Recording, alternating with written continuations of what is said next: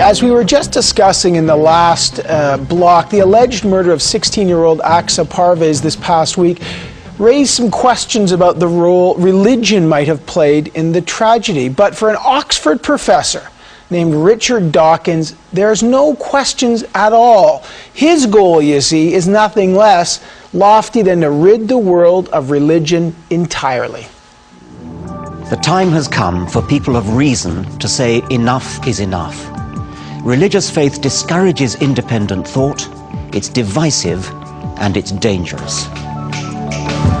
To some, he's the intellectual champion of science, the defender of Darwin.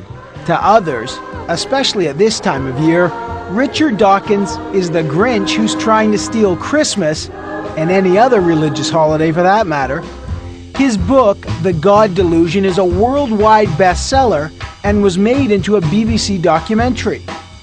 In the wake of the publicity, the atheist movement realized it's found its champion.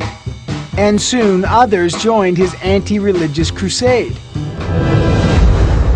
And this past week, the #1 film in North America is The Golden Compass, an openly anti-religious movie based on Philip Pullman's fantasy book for children, a book that some Catholic school boards across Canada have pulled from their shelves.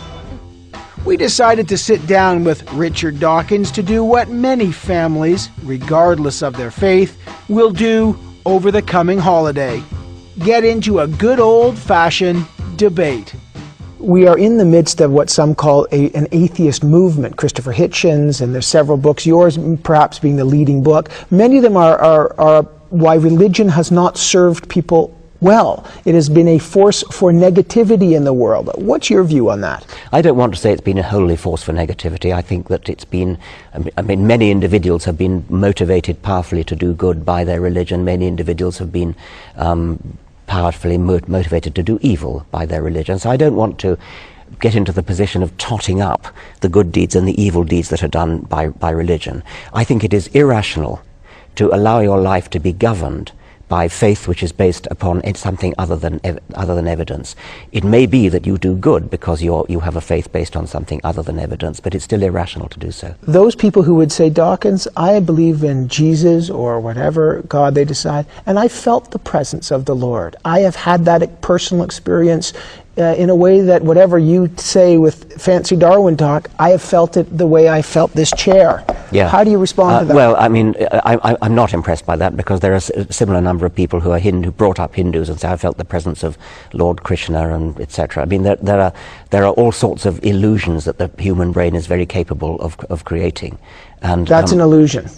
Those people, are those people deluded, those people that say they have had a religious experience? I think they are, yes. Those people who say that we have experienced a miracle, that God has interceded in the world. So. Yes, most definitely. That's a delusion. Yes. Was Jesus, in your mind, a deluded figure? No, I doubt it. I mean, we know so little about him because you can't rely upon the Gospels. I suspect that Jesus, in his own time, was a great teacher, a great moralist.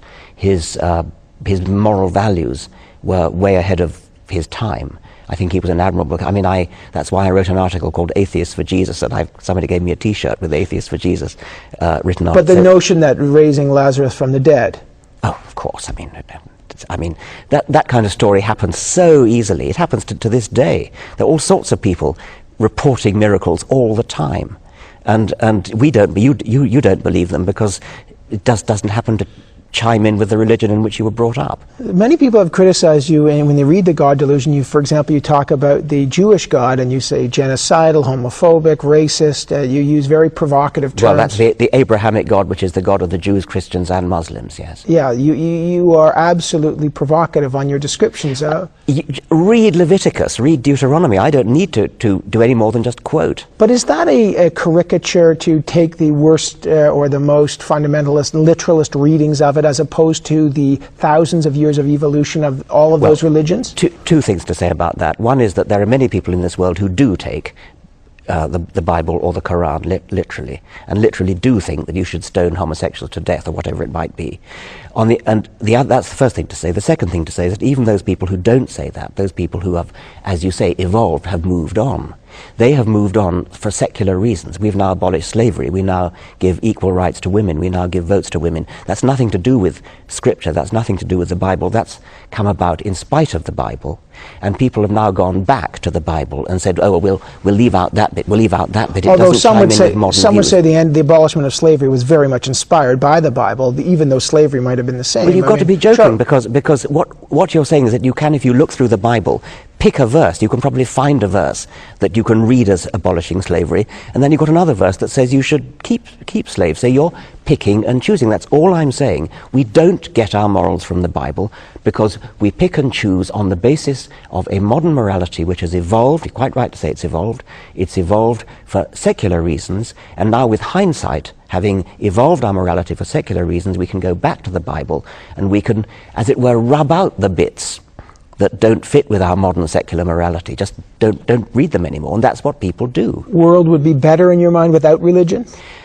Yes, I think it probably would. I mean, I think it is certainly true that there have been some good things, like Martin Luther King was probably inspired by religion, for example. Not probably, he was. Well, okay, I mean, he was just as much inspired by Gandhi, who was of a very different religion, if any at all.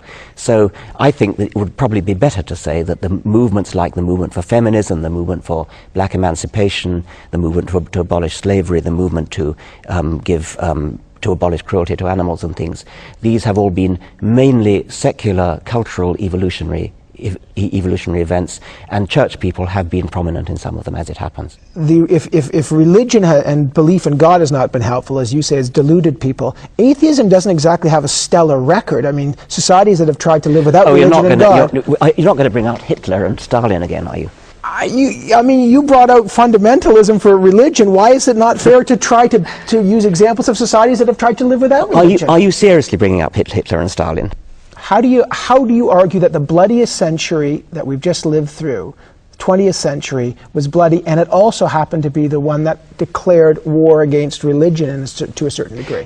Look, this is so easy. Hitler and Stalin happened to, well, Stalin was an atheist, Hitler wasn't, but it doesn't matter that Hitler was Catholic and Stalin was an atheist. They were deeply evil men. They were motivated by quasi-religions of their own, in Hitler's case, invention, in Stalin's case, inheritance. These men were deeply evil. They were motivated by deeply evil quasi-religions, cultural religion substitutes. It was purely incidental. It's as incidental if they were atheists as Hitler wasn't. Well, could we say the same thing about the 9/11 hijackers? It was incidental that they were religion? You could not. It was not incidental, because it was religion that motivated them all the way. It was religion that gave them the courage to do it. It was religion. I mean, you know perfectly well what the last words of those hijackers were. Right, but Stalin, you could say the same thing about Stalin and his war against atheism. He was motivated by Marxism. He was motivated by a deluded vision of a paradisical future. Richard Dawkins is confident that Darwin's theory of evolution explains everything, making God irrelevant. But how does he answer some of the more philosophical questions that can't be measured in a lab? Science tells us that when we love our children, in fact, what's happening is in your brain there is some serotonin uptake or some dopamine, some chemical fusion that happens that makes us feel love. However you may explain that, the love of your children goes beyond that chemical formula into something beyond science. It's a window into something ineffable. I fully accept that science cannot actually explain love. I can't say love is the uptake of this, that, or the other chemical, love is this, that, or the other neurons. But it is entirely believable that although we cannot explain it, we cannot explain the details, nevertheless, there is nothing beyond that. But you've done nothing by calling it ineffable and transcendent. You're just using words. You're not getting anywhere by doing that. I'm not getting anywhere either, but I'm admitting it. If we are simply evolved apes, right? Which we are. Okay. Right? Yeah. And our behavior is determined by this natural selection. How do we explain those people who do good things for others, for total strangers, the charitable urge, the philanthropic urge. What Darwinian impulse would explain doing good for a total stranger? Well, that's a very interesting question, and I do devote a chapter or two to it. It's not that difficult for Darwinism to explain doing good not to total strangers, but to particular people, particular individuals, such as close relatives and other individuals whom you're likely to meet again and again throughout life, and therefore are in a position to reciprocate that good deed. In other words, it helps your family, and there's some self-benefit, self-interest. That's right, and that's common throughout the animal kingdom and is well understood. The difficulty comes in explaining, as you say, why we're good to total strangers. I think probably the right Darwinian explanation is to say it's a sort of misfiring. A very crude misfiring would be the misfiring towards a cuckoo, being good to a cuckoo by its foster parent. The foster parent is totally unrelated to the cuckoo, but it doesn't know that, so to speak. Natural selection has built into the cuckoo foster parent, reed warbler, whatever it is, a mechanism which says, be nice to small squawking things in your nest. And that works. Don't shake your head, it's entirely plausible. I know, that is what happens. But when you say a misfiring, yes. So I am nice to a homeless person on the street, and you're suggesting that it's a misfiring of my Darwinian impulse. Yes, but that's not to demean it in any way, because what I'm trying to explain is that there definitely is a desire to be good, a desire to be nice, a feeling of empathy, a feeling of sympathy. When I see an unfortunate person, somebody who is destitute, I want to help them. I really do. I mean, it's a strong desire. It's as strong as a sexual lust, and I think the sexual lust is actually not a bad analogy. Now, in our history, the lust to be good once worked in Darwinian terms, because everybody you met in those days would be likely to be either a close relative or somebody that you were going to meet again, who would therefore be able to reciprocate it.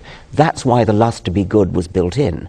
Now, we live in big cities, the people we meet are total strangers. It's as though we're on the pill. It's as though we are no longer horny in a position to do good?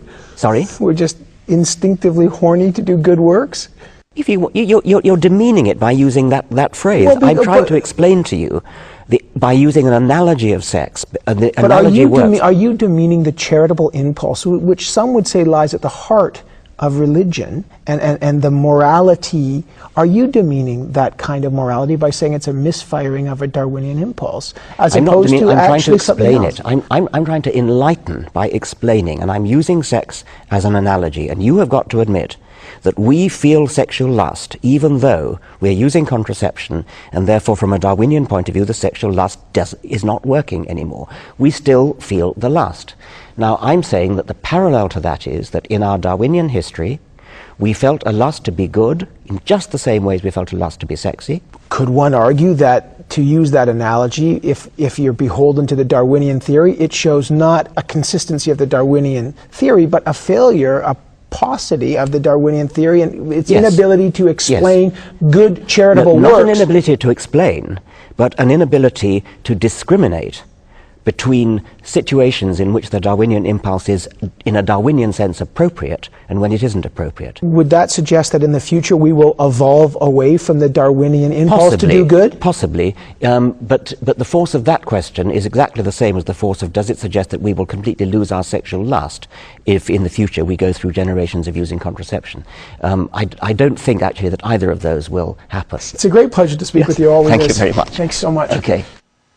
There's few people who are as fun to debate as Richard Dawkins. But what do you think about the debate between atheists and people of faith? Are atheists becoming more fundamentalist than some religious people? Can belief in God coexist with a belief in science? Many scientists believe that. We'd like to hear, and many theologians believe that. We'd like to hear your thoughts on all the stories we bring you. The story we brought you about the veil. Here's how to reach us. You can write to us at CBC News Sunday, Box 500, Station 8, Toronto, Ontario, M5W1E6. Our email address is sunday@cbc.ca, or visit us online anytime at cbc.ca/Sunday. You can also view our stories, post our comments. That's the kind of debate we usually have, Carol. It's like, what about the Darwinian impulse to slap somebody upside the head? That's what he is with everybody.